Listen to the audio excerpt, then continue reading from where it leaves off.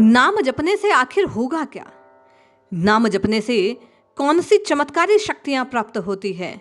नाम जापक साधक यदि निरंतर नाम का आस्वादन करता है तो उसके जीवन में कौन कौन से फायदे उसे प्राप्त होते हैं?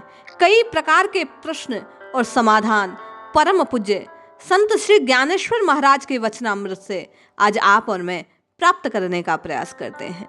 जय श्री हरि। पूज्य गुरुदेव के चरणों में बारंबार प्रणाम। सभी नामनिष्ठ साधकों को जय जय श्री सीताराम। पूज्य महाराज श्री कहते हैं, जो एक क्षण भी परमात्मा के द्वार पर निवास करता है अर्थात उसके नाम का उच्चारण करता है, वह चारों प्रकार की मुक्ति को प्राप्त कर लेता है। चार प्रकार हैं मुक्ति के। सालोक्य, ईश्वर के राज्य में वास करने लगता है। सामीप्य, ईश्वर के सानिध्य में वह वास करने लगता है। सारूप्य, ईश्वर की समानता के रूप में वास करता है। और अंत में सायुज्य, ईश्वर के साथ होने वाला अर्थात एकाकार हो जाता है। वास्तव में ये प्रकार नहीं बल्कि आरोही क्रम में मुक्ति के चार चरण हैं जो व्यक्ति को मुक्ति की ओर ले जाते हैं।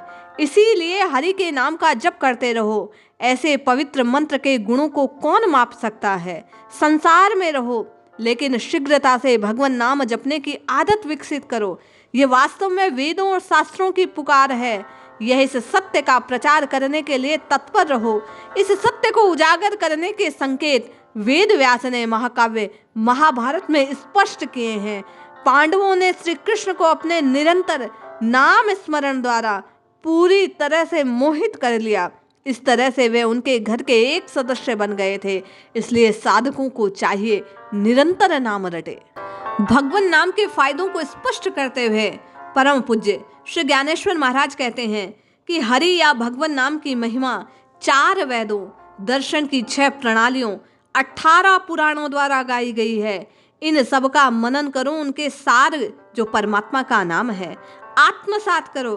बाकी सब केवल पौराणिक कथाएं कहानियां हैं। हरि जीव और जीव शिव दोनों के समान प्रकट हैं। इसीलिए केवल उनके नाम का जप करो।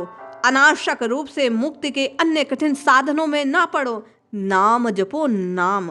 पूज्य ज्ञानेश्वर महाराज कहते हैं, हरि का मंत्र उनका निवास स्थान है जिसे वैकुंठ कहा जाता है। मेरी दृष्टि में सर्वत्र श्री हरि व्याप्त है। उनका नाम नाद ब्रह्म के रूप में संसार में व्याप्त है। इसलिए नाम रटो नाम, फायदा अवश्य होगा।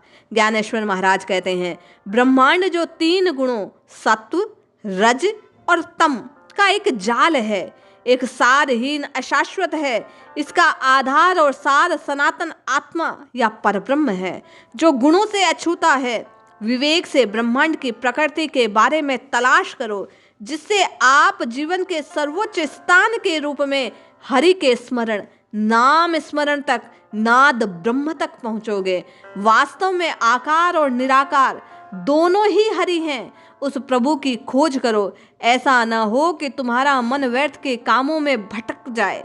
हरि अदृश्य और निराकार है, लेकिन हर चीज चर और अचर उसके स्वरूप है। इसीलिए उनका नाम जपते रहो। मैं हमेशा ध्यान में भगवान राम कृष्ण को रखता हूँ। मेरा जन्म धन्य है क्योंकि इससे मैं अनंत पुण्य अर्जित कर रहा हूँ। तुम भी प्रभु का ध्यान पूर्वक नाम जपते रहो। भक्ति को एक तीव्र उत्साह या भावना से किया जाना चाहिए, तभी वह मुक्ति का मार्ग प्रशस्त करती है। अन्यथा भक्ति और मुक्ति की सारी बातें केवल आडंबर मात्र है, बकबक है। आपको प्रभु के लिए तड़पना चाहिए, तभी वे आपके सामने प्रकट होंगे। व्यर्थ के परिश्रम से स्वयं को थकने ना दो। रात दिन आप इस क्षुद्र संसार के लिए झल्लाहट करते हो, लेकिन यदि ऐसा ना करके हरि के प्रति समर्पित भाव से उसके नाम का जप आरंभ कर दो।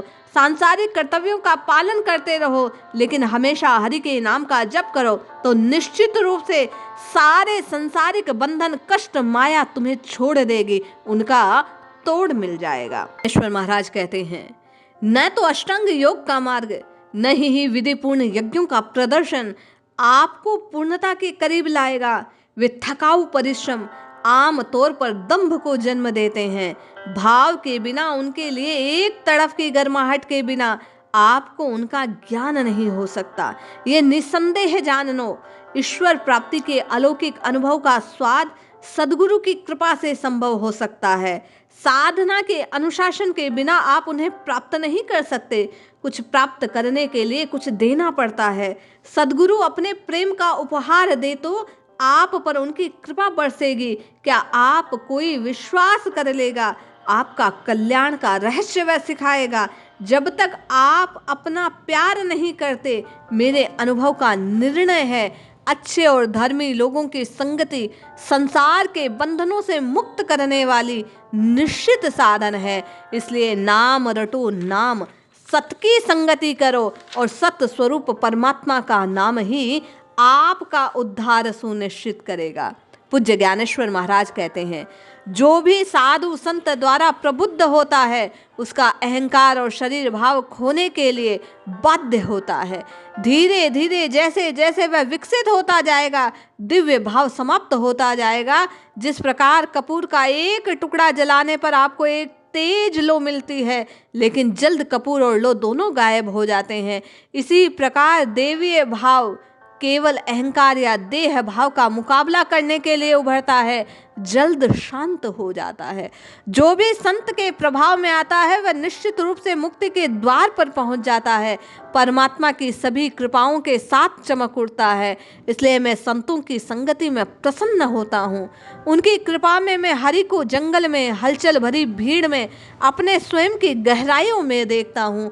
ये केवल सद्गुरु द्वारा दिए गए नाम का प्रताप है। इसलिए भाई, नाम जपो नाम। जो लोग हरि से विमुख हैं, उनके द्वारा किए गए पापों के पहाड़ हीरे के लेप की तरह हमेशा उन पर बोझ बने रहते हैं। एक अभक्त जिसकी ईश्वर के प्रति भक्ति नहीं, वह अभागा गिरा हुआ कभी भी हरि की ओर नहीं मुड़ता। जो हरि के नाम का जप करने के बजाय अंतहीन बकबक में लगे हैं, उन्हें गोपाल कृष्ण कैसे प्राप्त हो? मैं केवल आत्मा को सत्य के रूप में स्वीकार करता हूँ, जो हर चीज में समान रूप से विद्यमान है। वही हरि है, प्रामाणिक है, और वही हरि नाम के प्रताप से प्राप्त होते हैं। इसलिए नाम जपो नाम, मन को संतों की संगति में लगाओ, तब श्रीपति का ज्ञान होगा। राम कृष्ण नाम हमेशा अपनी जीभ पर रखो। जब जप को अपनी आत्मा में उभारोगे, नाम की भूख होगी। राम नाम का जब भगवान शंकर स्वयं करते हैं, उन्हें भी प्रिय है। जो लोग अद्वैत हरि को साकार करने के साधन के रूप में नाम जप के प्रति एक नष्ट हो जाते हैं, वे अद्वैत से अपने आप श्री हरि में लीन हो जाते हैं। नाम जप के चमत्कारिक लाभ को प्रकट करते हुए ज्ञानेश्वर महाराज कहते हैं, हरि के नाम का जप उनकी प्राप्ति का साधन है, सहज आसान साधन, फिर भी मनुष्य के लिए दुर्लभ हो गया। इसके उपासक बिरले होते हैं जिन्हें इसकी असीम शक्ति का ज्ञान होता है। इसलिए नाम जपो नाम। नाम केवल और केवल जीव के फायदे का सौदा है। उसका ज्ञान व्यर्थ जो भगवान विष्णु के नाम को जपता नहीं, बिना नाम के, बिना प्रभु के नाम में मन लगाए, राम कृष्ण प्रभु मन में बसते नहीं। वास्तव में एक दुखी मनहूस मनुष्य जो अद्वैत मार्ग पर नहीं आता, ऐसे अभागी आत्मा को राम कृष्ण से कैसे विश्राम मिले? द्वैत को झाड़ू की तरह दूर करने वाला ज्ञान सतगुरु द्वारा दिया गया यह नाम है। भगवान के नामों का पाठ वास्तव में भगवान के स्वरूप पर ध्यान करने का एक अभ्यास है। ऐसा करने से मैं मौन की स्थिति में प्रवेश करता हूँ, सांसारिक कर्तव्य जारी रख हरि की ओर दौड़ने का प्रयास करता हूँ। इसलिए नाम जपने से माया दूर होती है।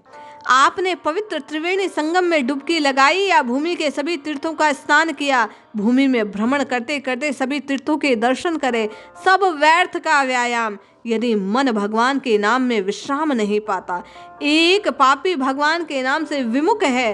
केवल भगवान का नाम उसको उसके पाप समुद्र से दूर करने वाला है। वाल्मीकि ने भगवान की महिमा का बखान किया। वाल्मीकि नाम सभी पुराणों से जुड़ गया। तीनों लोकों में भगवान नाम का अमोघ रक्षक घोषित किया गया है। कृपया हरि के नाम को जपो। ऐसा मंत्र अपने आप जो पीढ़ियां दर पीढ़ियां तार देता है। नाम नाम नाम नाम ही फायदे भरा है, इसलिए श्री हरि का नाम जपो।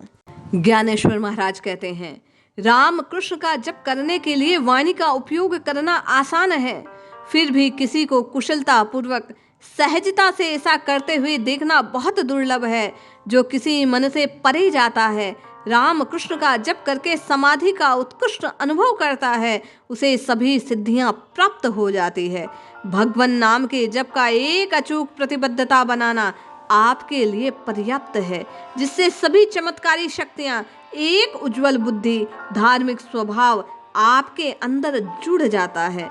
भगवान नाम और संतों की संगति का सहारा लेकर कई लोगों ने संसार सागर पार कर लिया।